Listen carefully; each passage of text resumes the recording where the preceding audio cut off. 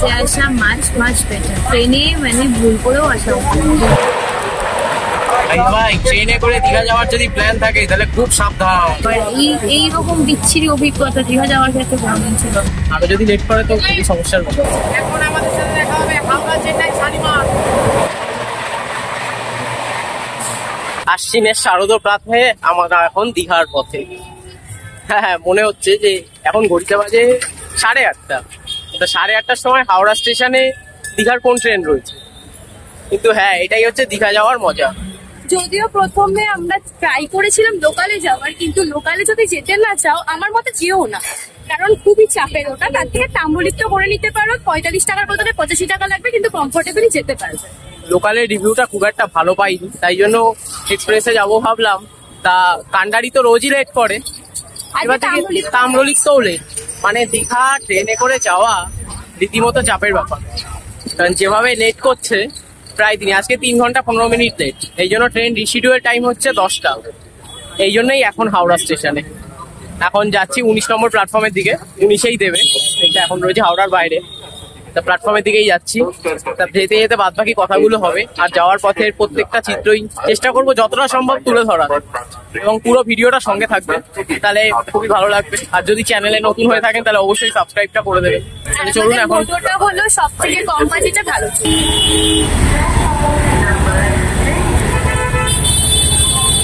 আরেকটা কথা আপনাদের অবশ্যই বলবো, যে এই যে আজকে আমরা যাচ্ছি তাম্রলিপ্ততে, যেমন ট্রেন লেট, এর জন্য যদি আপনারা লোকালে চিন্তা ভাবনা করেন তো সেক্ষেত্রে আপনারা লোকালটা সাঁতরাগাছি থেকে ধরবেন। সাঁতরাগাছি থেকে দেখবেন 6:45-এ একটা মেছেদা লোকাল আছে, সাঁতরাগাছি মেছেদা লোকাল, ওইটা ধরবেন। ওটাই মেছেদা থেকে 8:02-তে দীঘা লোকাল হয়ে যায়, সেটা 11:05-এ নামায়। আপনাদের সুবিধা হবে। আপনারা যদি হোয়ার ইজ মাই ট্রেনের মতন ওই মেছেদা থেকে ধরেন সেক্ষেত্রে কিন্তু সিট পাবেন না, কারণ মেছেদাতে ট্রেনটা খুবই কম দাঁড়ায়, মাত্র 2 মিনিট দাঁড়ায়। তাই একদমই মেছেদার চিন্তা ভাবনা করবেন না, চিন্তা ভাবনাটা করবেন সাঁতরাগাছি থেকে ধরা। হাঁটতে হাঁটতে চলে এসেছি 19 নম্বর গেটের সামনে। এবার 19 নম্বর দিয়ে ঢুকবো হাওড়া স্টেশনে। আর দীঘার ট্রেনগুলো কিন্তু যেহেতু সাউথ ইস্টার্নের ট্রেন, তাই জন্য সবই কিন্তু মানে 17-র পর থেকে ছাড়ে। এটা কিন্তু ওল্ড কমপ্লেক্স থেকে ছাড়ে না, সবই ছাড়ে নিউ কমপ্লেক্স থেকে। তো এটা মাথায় রাখবেন।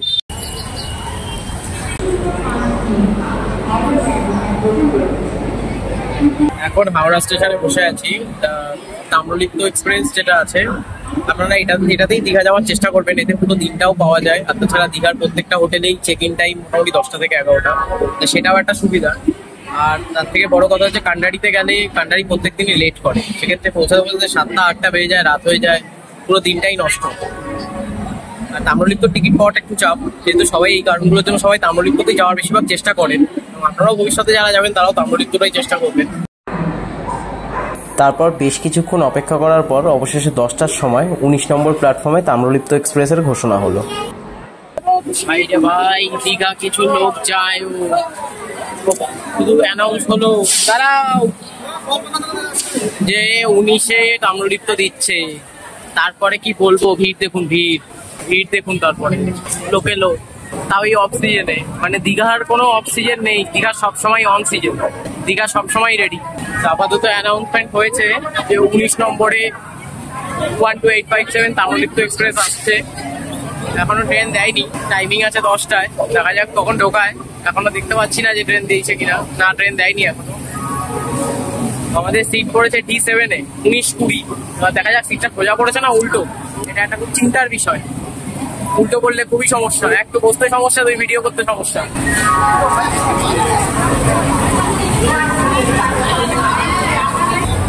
প্ল্যাটফর্মে ঢোকার পরে প্রায় 15 মিনিট দাঁড়ানোর পরে অবশেষে আমাদের দিকে এগিয়ে আসছে 12857 তাম্রলিপ্ত এক্সপ্রেস। এই ঢুকছে হাওড়ায় 19 নম্বর প্ল্যাটফর্মে।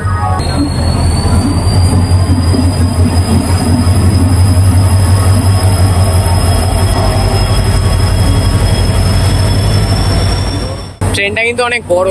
ট্রেনটায় 10টা 2S আছে, 2টো এসি আছে, একটা SLR আছে, একটা প্যান্ট্রি আছে। মানে শর্ট ট্রিপের জন্য এত বড় ট্রেন ন্যাচারালি হয় না। আর বলে দিই, এসি গুলো হচ্ছে পিছন দিকে, মানে বেরোনোর দিকটাই হচ্ছে মানে এসি দুটো পিছন দিকে, তারপর সামনের দিকে এগোবেন, যত এগোবেন তত হচ্ছে পরপর চেয়ার কার গুলো D10, D9, D8, D7। কিছু জিনিস হেভি লাগে, গেটটা খুলবে তার অপেক্ষা অনেকেই করে না, দেখলে মনে হয় যেন তারাই গেটটা ভিতর ভেঙে ঢুকে যাবে, এমন ভাবে গুতগুতি করে গেটের সাথে। দেখুন সামনে দেখতে পারবেন অনেকগুলো গেট, এমন ভাবে গুতগুতি করবে মনে হয় যেন ওরা গেটটা ভেঙেই ঢুকে যাবে। তাদেরকে কেউ একটু বোঝানো উচিত যে গেটটা ভিতর দিয়ে খুলতে খুলতে আসে, নির্দিষ্ট সময় ঠিক খুলে দেওয়া হবে। তাহলে ট্রেন দিয়ে দিয়েছে, এবার তাহলে উঠে পড়ি ট্রেনে। সিটটা দেখি কেমন পড়েছে, উল্টো না সোজা। যা প্রবলেম ভেবেছিলাম তাই হলো, সিটটা পড়েছে উল্টো, যেদিকে যাবো সেদিকে। এটা বসতেও সমস্যা, ভিডিও করতেও সমস্যা, দুটোতেই প্রবলেম। এই ভয়টাই পাচ্ছি যে এটা হবে। যাই হোক, ট্রেন কিন্তু বেশ ভালোই লেট, 10টা 12 বাজে অলরেডি। এমনি 3 ঘন্টা 15 মিনিট রিশিডিউল, তারপর আবার 10টা 12 বাজে, মানে অলরেডি 12 মিনিট আরো লেট। তা দেখাচ্ছিল যে 3 ঘন্টা 15 মিনিট লেট হলেও এটা ন্যাচারালি 3 ঘন্টা 20 মিনিটের যাত্রা পথ। 6টা হল্ট দেয়, 42টা ইন্টারমিডিয়েট স্টেশন, 185 কিলোমিটার অতিক্রম করে 3 ঘন্টা 20 মিনিট। কিন্তু রেলের তরফ থেকে বলা হয়েছিল যে 2 ঘন্টা 44 মিনিটে এটা কভার করে দেওয়া হবে। এখন দেখা যাক কখন ঢোকায়, কারণ অলরেডি তো লেটেই ছাড়ছে, আরো যদি লেট করে তো খুবই সমস্যার ব্যাপার। কারণ স্বাভাবিক একটা প্ল্যান করা থাকে, সেই প্ল্যানটা নষ্ট হয়ে যায়। ঘড়িতে বাজে 10টা 30, হাওড়া থেকে ছেড়ে দিল 12857 হাওড়া তাম্রলিপ্ত এক্সপ্রেস। নির্ধারিত সময় থেকে প্রায় 30 মিনিট লেট। প্রথমত তো 3 ঘন্টা 15 মিনিট রিশিডিউল, তারপরে আরো 30 মিনিট লেট।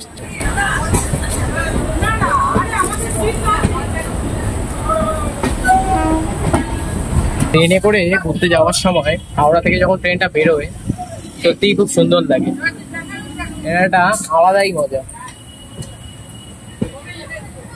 এই মজা মানে বলে বোঝানো যাবে না এটা কিরকম মজা। সে ঠিক ছোট হোক আর বড় হোক, যেখানেই হোক, ঘুরতে যাওয়ার একটা আলাদাই মজা। ওর মতন মজা আর কিছুতেই নেই। 18003 বাঘাযতীন এক্সপ্রেস দাঁড়িয়ে রয়েছে, হাওড়ায় ঢুকবে ট্রেনটা। ট্রেনটা ভদ্রক টু হাওড়া যাতায়াত করে।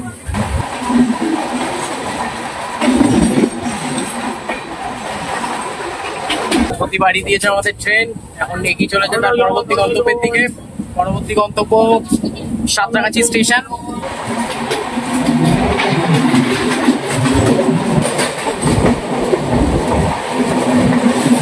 ট্রেন পৌঁছালো তার প্রথম হল্ট সাঁতরাগাছি জাংশন। সাঁতরাগাছিতে দাঁড়িয়ে আছে ট্রেন এখন। এখানে হল্ট হচ্ছে মাত্র 2 মিনিট, সাঁতরাগাছি থেকে এক্ষুনি ট্রেন ছেড়ে দেবে। সাঁতরাগাছি থেকে ছেড়ে দিল আমাদের ট্রেন। এবার ট্রেনের পরবর্তী গন্তব্য উলুবেড়িয়া স্টেশন। এটা 25 কিলোমিটার দূরত্ব অতিক্রম করবে। 9টা ইন্টারমিডিয়েট স্টেশন আছে এর মধ্যে। আর এই উলুবেড়িয়া যাওয়ার পথে আমাদের সাথে দেখা হবে 22808 Santragachi AC superfast station.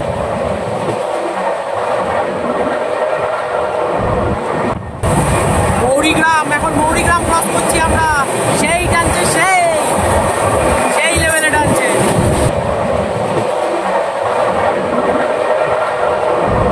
Train journey এমন একটা জিনিস যে ট্রেন লেট হোক, দেরি হোক, যা হোক, তাড়াতাড়ি যাক, মোটামুটি যখন চলে তখন যে মজা, সেই মজা আর কোনো জার্নিতে পাওয়া যায় না। যে বলুন যাই হোক, অন্তত আমাদের জন্য তো ট্রেনটা সত্যিই খুব ভালো।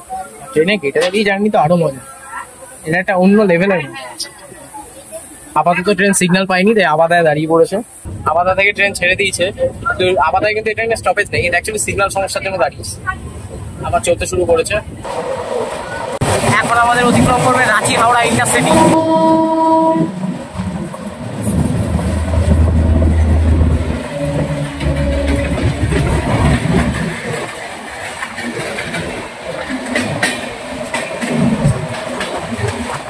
ট্রেন এখন নলপুরে দাঁড়িয়েছে।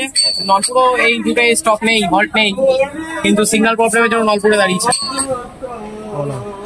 এখন অতিক্রম করছে 22808 সাঁতরাগাছি সুপারফাস্ট।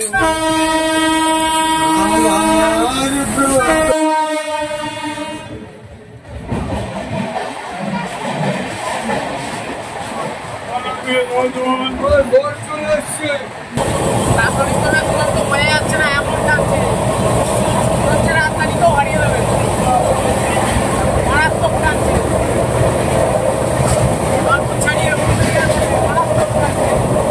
এখন আমাদের সাথে দেখা হবে হাওড়া চেন্নাই শালিমার।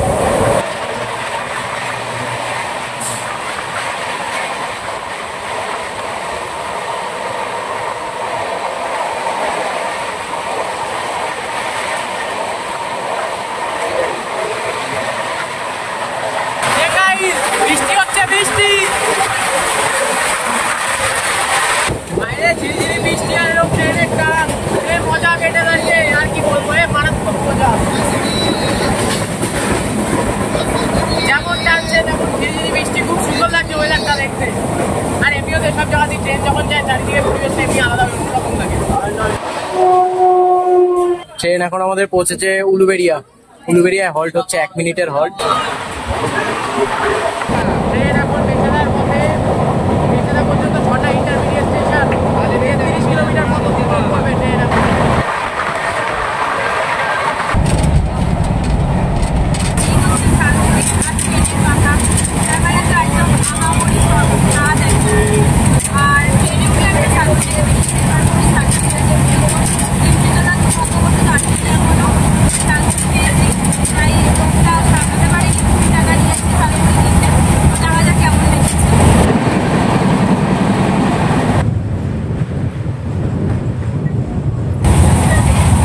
এই লাইনে শুনেছি চপ নাকি খুব সুন্দর হয়, দেখি খেয়ে কেমন।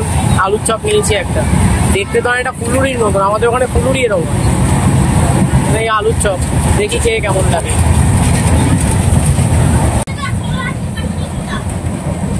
বললাম ওপরে একটা ফুলুরির মতন আমাদের, চপটা মোটেও ভালো না। ওকে বলে দিকে এখানকার চপ ভালো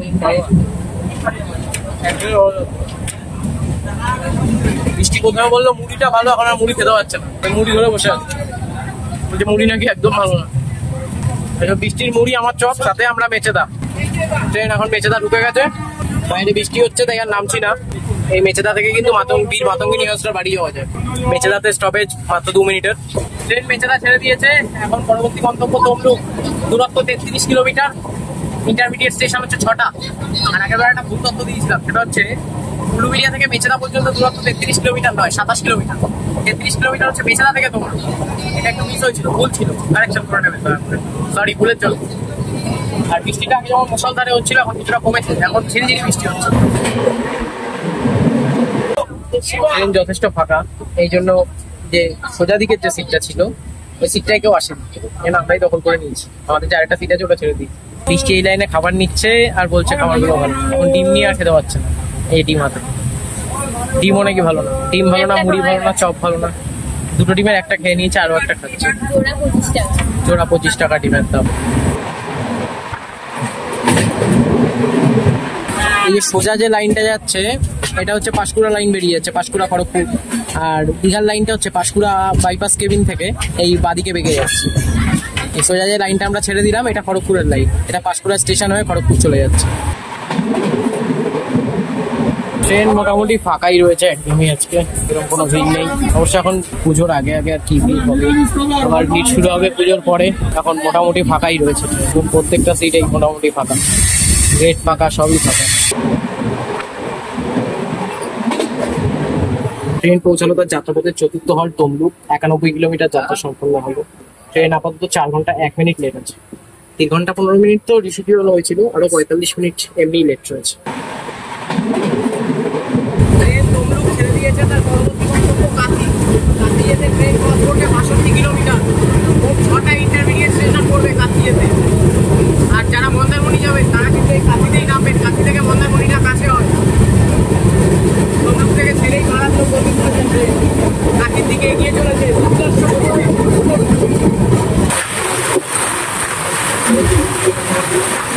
তমলুক জংশন কেবিনের আগে ট্রেন স্লো হয়েছে কিছুটা, কারণ এখান থেকে কিন্তু লাইন ভাগ।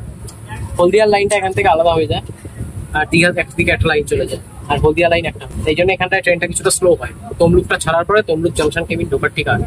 আর এটা প্রায় দিনই হয়, এটা দেখে বোঝা যাচ্ছে যে একজনকে দেখা যাচ্ছে যে সে এখানে নামতে প্রস্তুত, তার মানে এটা প্রত্যেক দিনই। তারাও জানে, তাই এখানে প্রত্যেক দিনই ট্রেন স্লো হয়। ওই দেখুন নেমে যাচ্ছে ট্রেন থেকে, এই নেমে গেল। তার মানে এটা নিত্যদিনের ব্যাপার, প্রত্যেক দিনই এখানে ট্রেন দাঁড়ায় এবং পাবলিক নামে।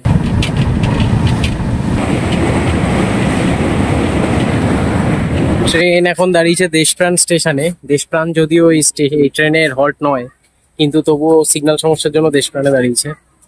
এর আগেও একবার কান্ট্রিতে এসেছিলাম, তখন একবার দেশপ্রাণে দাঁড়িয়েছিল। এই নিয়ে দেশপ্রাণে 2বার নামলাম।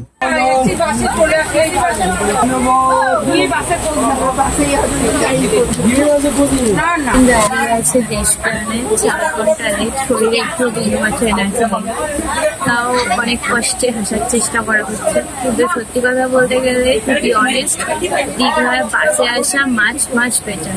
ট্রেনে মানে ভুল করেও আসা উচিত, যতই কম খরচায় আসুক যাই হোক, কারণ ট্রেন বাসে অনেক কম খরচাতেও আসা যায়। 160 টাকায় মেবি টিকিট পাওয়া যায় ওয়েস্ট বেঙ্গল গভর্নমেন্টের নন এসি বাসে।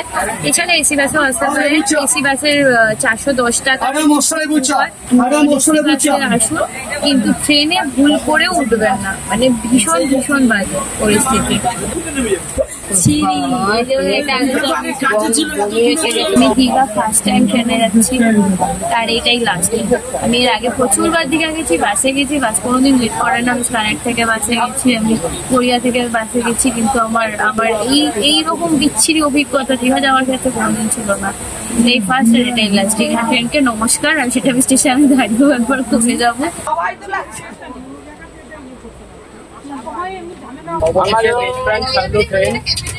লোকাল ট্রেনকে পাস করানোর জন্য তারপর সিঙ্গেল লাইন হওয়ার দরুন ট্রেনটা দাঁড়ানো ছিল, একটা লোকাল মাঝখানে ছিল, তোমাকে সাইড করলো। এবার আমাদের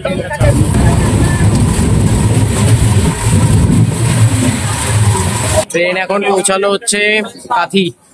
152 কিলোমিটার পথ অতিক্রম করে তার পঞ্চম হল্ট ছিল কাথিতে। এবার যারা মন্দারমণি যাবে তারা কিন্তু কাথিতেই নেমে যাবে। কাথি থেকে মন্দারমণিটা কাছে আছে, এখানে নামলেই প্রচুর টোটো পেয়ে যাবেন যারা মন্দারমণি করে হাঁক দেবে। এখান থেকে মন্দারমণি চলে যেতে কাথি ছেড়ে দিল ট্রেন। এখন রামনগরের পথে, রামনগর বেঙ্গল স্টেশন। এখান থেকে 24 কিলোমিটার ডিস্টেন্স, 4টে ইন্টারমিডিয়েট স্টেশন আছে। রামনগরের পরেই যে হল্ট সেটাই দীঘা।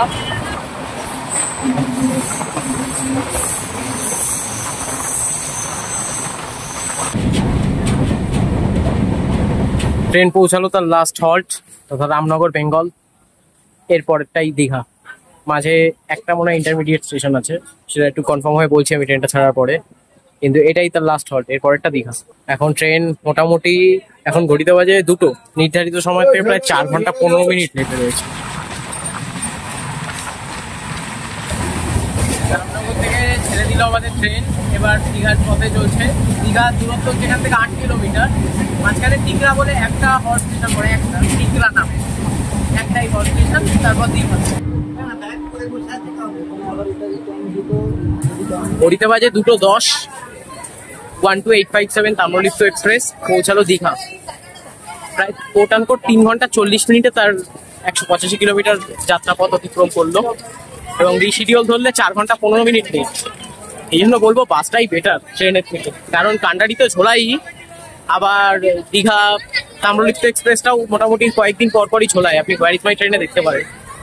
আর এখন 2:10 বাজে, এখন সবে দীঘায় পৌঁছালাম। এখন হোটেল বুক করা নেই, হোটেল নিতে হবে। দেখা যাক কোথায় হোটেল পাই, কিন্তু ওই যেটা বললাম বাসটা প্রেফার করছি অবশ্যই। বাইরের দিকে বেরোই, দেখি কোথায় হোটেল পাওয়া যায়।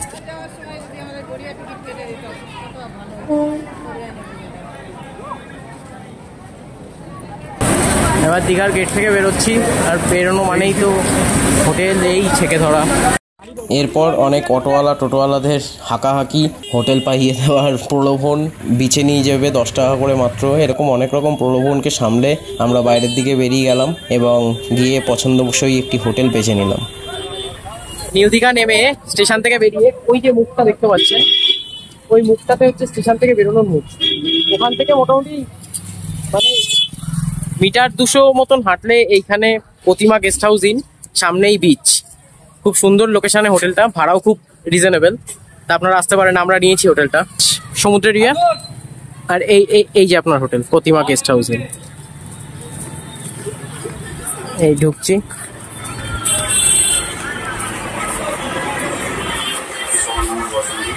দাদা আপনাদের ভাড়া কত আছে? আর এসি? এসি রুম মোটামুটি ফাঁকা পাওয়া যায়? আজকের জন্য ফাঁকা। আচ্ছা, আপনার নাম্বারটা একটু বলবেন। 9933 9933 157 357 আচ্ছা 9800 851071। রুমটা আপনাদের দেখাবো, দেখুন এই যে রুম। এসি চাইলে এসিও আছে, খুব সুন্দর রুম, টিভিও আছে, একটু ছোটোর মধ্যে কিন্তু বেশ গোছানো। এখানে ব্যাগ রাখার জায়গা আছে আপনার, এই যে সুন্দর ব্যাগ রাখার জায়গা আছে। একটা ড্রেসিং টেবিল আছে, ড্রেসিং টেবিল সঙ্গে একটা টুল আছে। বেড 2-3 জনের জন্য খুব সুন্দর হয়ে যাবে আরামসে। আর বাথরুমটা খুব সুন্দর পরিষ্কার, এই যে বাথরুম একটু ছোটোর মধ্যে কিন্তু ভালো। তাহলে হোটেলটা আপনারাও নিতে পারেন, খুবই reasonable. Pratima guest house in, station থেকে একদম পাশে, 200 থেকে 300 মিটারের মধ্যে হোটেলটা, আপনারাও নিতে পারেন। আর আপাতত প্রথম পর্বটা এখানেই শেষ করছি, একটু রেস্ট নিয়ে সেকেন্ড পর্ব শুরু করবো। মানে দীঘাটা এক্সপ্লোর করবো, তো তখনই সেকেন্ড পর্ব শুরু করবো। হোটেলটা কেমন লাগলো সেটাও জানাবেন, ভিডিওটা কেমন লাগলো সেটাও জানাবেন। নতুন হলে অবশ্যই সাবস্ক্রাইব করবেন। আপনাদের একটা সাবস্ক্রাইব ফ্রি আপনাদের কাছে, কিন্তু আমাদের কাছে অনেক মনোবল বাড়ায়, তাই জন্য অবশ্যই সাবস্ক্রাইব করবেন। আর দ্বিতীয় পর্ব নিয়ে খুব শীঘ্রই ফিরছি। আপাতত একটু রেস্ট।